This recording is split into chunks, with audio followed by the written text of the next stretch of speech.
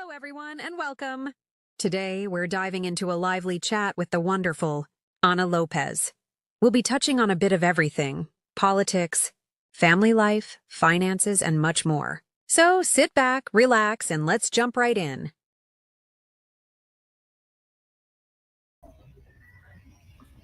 Hello, Pennsylvania. Welcome to the Empowerment Network today, where my title for today is Fixing the System and Tax Fairness, Education Reform and the Future of Pennsylvania. A huge title, right? I know it's so much to cover, but we'll take some time to talk about it because it's something very important. I know last show we were really discussing, I guess most of the topics on all my shows is like taxes and what are you going to do, Anna?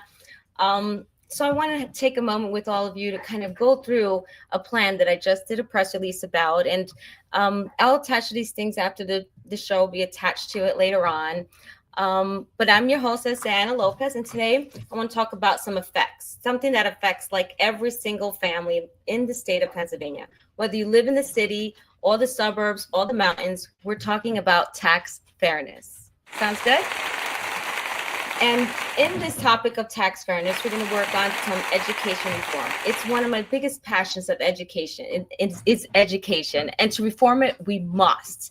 It's not a maybe, it's a must. Because there's a new path. There's a new path that's going to be forward. Sorry, excuse me. My dog is really antsy. Hey, baby. Go. Go, my love. Hi. Sorry. My dog, Milo. I love him so much. Well, this show is where we break things down very simply and honestly, and with the solutions that are strong enough to change the future. Okay, because together we got to change the future, not just can't do this by myself. And that's why we're running in Pennsylvania for the 115th district, the House of Representatives. And I really hope that you guys tune in with me. I want you to subscribe and like so that you can listen to all my ideas, because I'm really going to be working on my solutions and focusing on all the different areas that I believe that we can really build the courage to reform and correct. All right. So step one, let me start with the truth. All right. That many people are feeling today. We're feeling that our system is not equal. All right. Our schools are underfunded. Our property taxpayers are carrying way too much of that burden. But here's the problem, is that, sorry, my dog is always distracting me. We don't talk about it enough. We're failing not because we don't have the money. We're failing because we're not talking about it. We're not connecting with each other. We're not hearing those stories of our everyday life, of how it is that we're, even with the slightest change in our taxes that go up, it takes away food from our table and clothes from our children. We can only work forward and really get to the point about the problem, right? So here we go. Pennsylvania school funding system really too heavily relies on the taxpayer, right? On property taxes. So what this means is the working families carry the weight. So seniors on fixed incomes feel the pain. Rural district like ours falls behind, and low wealth areas struggle the most, right? So meanwhile, the very highest and wealthiest individuals, people worth tens of millions or even more, they often pay a smaller share of their income than the people who work 2 jobs, 3 jobs, just to keep the lights on. I know on Facebook, we see a lot of these comments, and I'm part of a Facebook group that I see comments where mothers, they can't make it. They're looking for funds and different resources to be able to help them keep those lights on, but they have 2 jobs, 3 jobs sometimes, because one job won't give them the hours enough to pay the bill, even on time. And they don't know how to navigate a system. And we need to get past that, don't we? So this is not about punishing anyone, all right? It's about fairness, it's about balance, it's about responsibility. And because the billionaires and multimillionaires use loopholes and special tax shelters, the burden shifts entirely onto families, everyday families. This shifts right onto us, and our children feel it inside their schools. So the education crisis, clearly and simple. Okay, put it real clear and simple. Right now, Pennsylvania has some of the biggest gaps between wealthy school districts and working class school districts than in the entire country. Okay, that means kids in one zip code get robotics labs, new buildings, enrichment programs, and kids in other zip codes sit in overcrowded rooms, aging buildings, and classrooms without full staff. Not because of talent and not because of motivation, but because of money. This is not the America we believe in, and is not the Pennsylvania we deserve.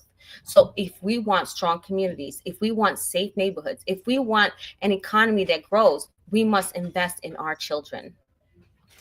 And to do that, we need a new approach. So let me start with just a little bit of basics about how we fund schools here in Pennsylvania, kind of like a government 101. Let me break this down in plain language, okay? Right now, Pennsylvania funds our schools through property taxes. It's a state formula that hasn't kept pace with reality at all, with unpredictable yearly budgets that creates three major failures, okay? The first one is students are in poor districts get less, all right? Two, the property tax keeps rising and hurting families, like I mentioned before, right? Three, schools can't plan long-term because funding changes every year. You see it just closes down, and let me keep on track, okay?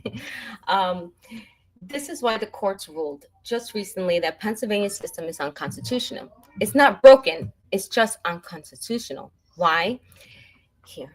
Here's I'm sorry, it's just so emotional. I just feel like it's so simple, right? I'm breaking it down so simple, and to me it's that simple, but it's because we're not communicating it, and it just gets really emotional.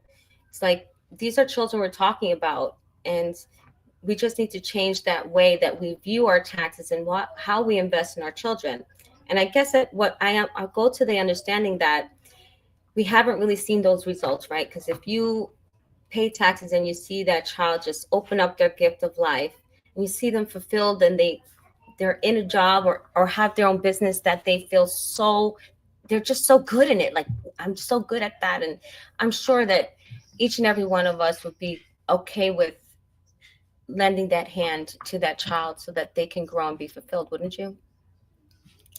Well, I do believe that Pennsylvania's children deserve nothing less.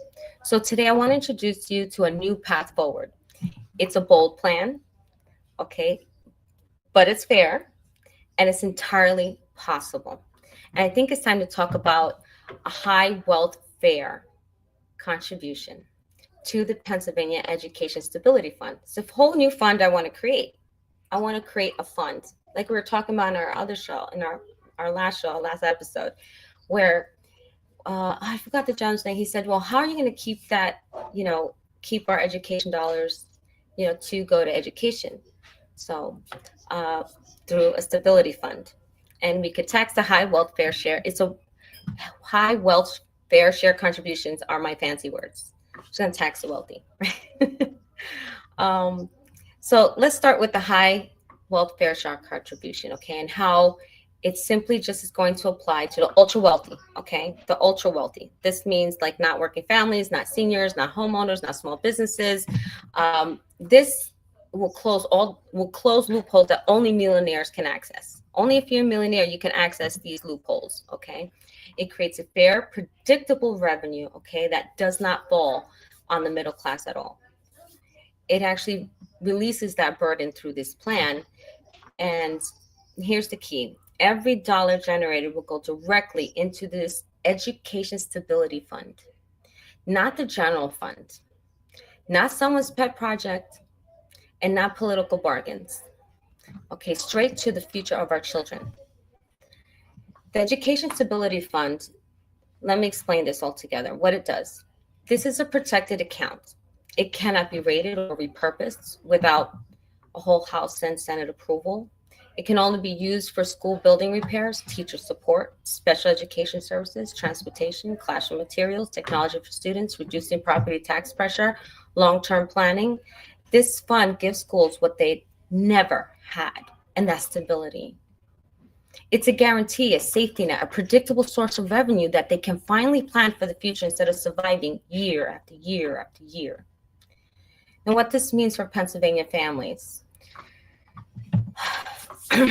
everyone who's watching right now, right, and beyond, this is a great idea that you can take to any state if they don't have this type of funding. I know when I do my, I go for how you say I go across, like now we're going to Texas to go into for some professional development. That's my word that I was thinking of, and it just came to me. Professional development, where I go across the country to try to find new ways that people are doing things, like what their ideas are and how they're handling this situation, that situation, and how they've put their policy together. It does, is it effective, and how does it work out through their schools? We do this year after year. We do two professional development courses a year, and it's really productive to do those things. That's how I was able to. That's how you're able to do anything. Like I started the show, that we have to be able to come together and brainstorm, put those ideas together to really make things possible. So this fund is something that I believe is a protective thing that every state should have. I mean, we just can't wait for the federal government to come together. We can't wait for Harrisburg to figure this out. They haven't done it. That's why our courts have ruled it unconstitutional. We have to stand up and vote in people like myself that can bring these solutions to the table. These are real solutions. This is not a political thing of this party, that party. This is everyone, the human race. We need to protect ourselves and build and invest in ourselves, don't we? This tax reform is not just about numbers. Okay, our education reform, this is education reform. It's just not about classrooms neither. It's really about the future. It's about dignity. It's about fairness. It's about giving every child in every zip code the real chance to succeed. We can build that future. We can fix this system. We can stand together and we can demand Pennsylvania to work for all of us. We can demand it, and we could demand it through our vote. We can. We're not finished yet. We just started to just flip around our seats to find those good people. It doesn't have to just be a Democratic party. It can be a Republican party. If your area is mostly, Republican, that's your area. Just find a good person that is in that area, that maybe independent person that just can put them both together and not have to worry about party loyalties. Just someone who has people loyalties, that understands this, that would be able to vote for some type of bill like this. I created the whole bill. It's ready to rock and roll. Have the speech, have everything. I have tons of documents I've created for the solution, and I'm sure we'll go more into the details online. It'll be posted online. If you want to email me or reach out to me about it, and I could send you, any information you want, a phone call if you need. I'm here, I'm available. I believe this can definitely work. Like I said, not only here, but everywhere. It's just that our system here in Pennsylvania is bleeding. It's really bleeding. It needs a tourniquet to stop the bleeding. And this is the best way that we can do that, is by structuring a bill. It's not like no other. This bill, there's different attempts. There's different attempts on this that has been tried in the past. And I believe I did work up something about the different attempts that was made so far in Pennsylvania. But it didn't have the things that I had in it, because it also has, when you look at it in more detail, it has the part where if schools have already invested a big investment already in creating those building repairs, they'll be able to get that retroed back to them through this bill. Let's see. Let's start with just this. I'm just so interested. I need to share with you guys the different bills that was going through something, and like history. I love history. History is so great. You love about how people people's behavior, you could read just what they're thinking of, what their dynamics are. And it's wonderful to come and you look at these bills and in their conversations, and there's a lot of digging. So this is why it's good you have a show like ours on the Empowerment Network, where I dig for you and we can talk about it. Here I got some close legislative precedents. We got Senate Bill 76 in 2019. They sought to eliminate school property taxes and replace them with higher personal income and sales tax. Doesn't really help us as I feel it should help us.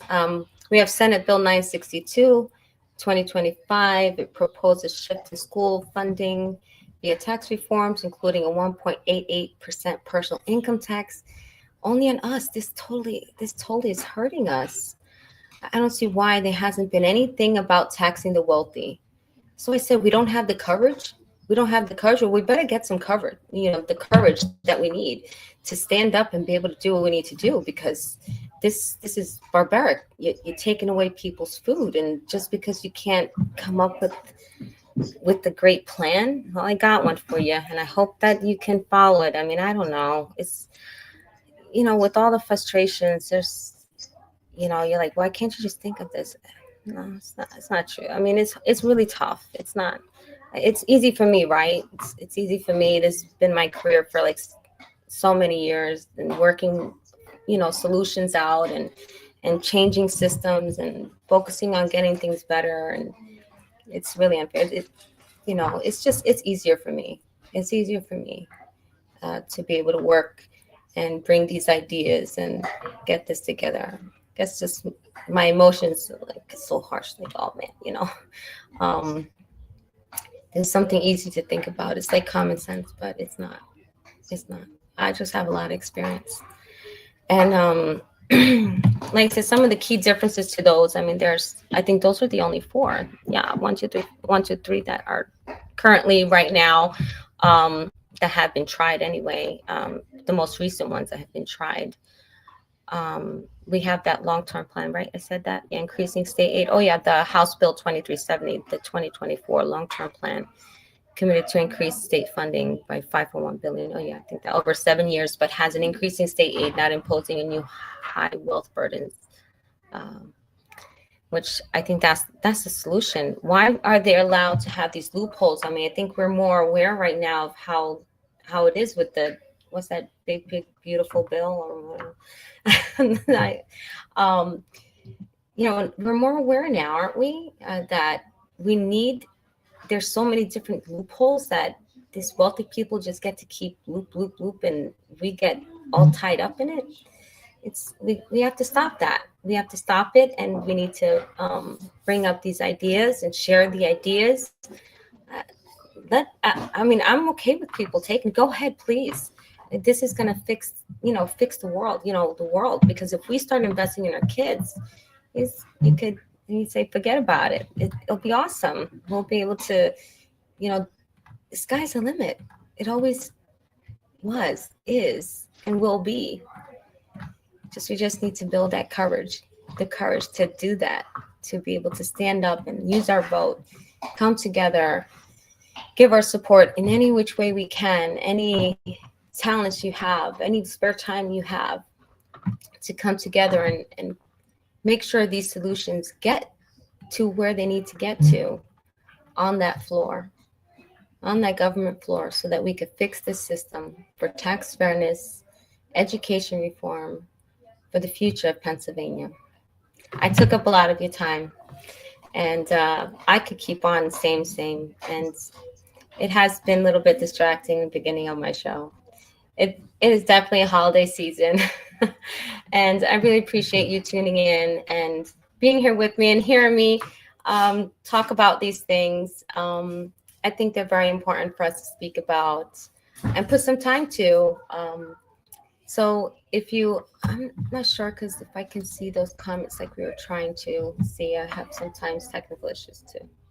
It's all rock and roll, right? So I need you guys to like and subscribe. And if you have any ideas of what you want to hear from me about what I think about or what my plans would be, because I told you I have tons of plans and lots of written things out. I'd love to have a plan. So let me know. Let me know. I want you all to be able to have a wonderful, wonderful evening. I would like to send you off with a little bit of my blessing, right? Until we meet again, Mondays at 4 o'clock or a little earlier or later. Um, stay informed, stay inspired, and stay empowered.